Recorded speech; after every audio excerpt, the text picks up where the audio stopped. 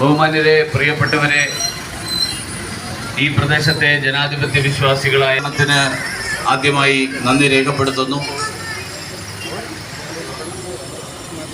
April 26 നടക്കുന്ന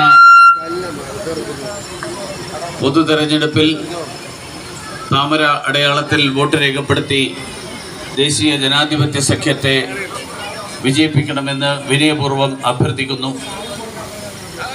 ബഹുമാന്യനായിട്ടുള്ള പ്രധാനമന്ത്രി നരേന്ദ്രമോദിജിയുടെ നേതൃത്വത്തിൽ കഴിഞ്ഞ 10 വർഷക്കാലമായി ദേശീയ ജനാധിപത്യ സഖ്യ സർക്കാർ രാജ്യത്ത് എല്ലാവർക്കും, ഈ നാട്ടിലെ പൗരന്മാർക്ക് അവരുടെ അടിസ്ഥാന ആവശ്യങ്ങൾ നിറവേറ്റാൻ വേണ്ടിയിട്ടുള്ള പരിശ്രമമാണ് നടത്തിക്കൊണ്ടിരിക്കുന്നത്. എല്ലാവർക്കും വീടുകളിൽ കുടിവെള്ളം, വൈദ്യുതി, ശുചിമുറികൾ, പാചകവാതകം,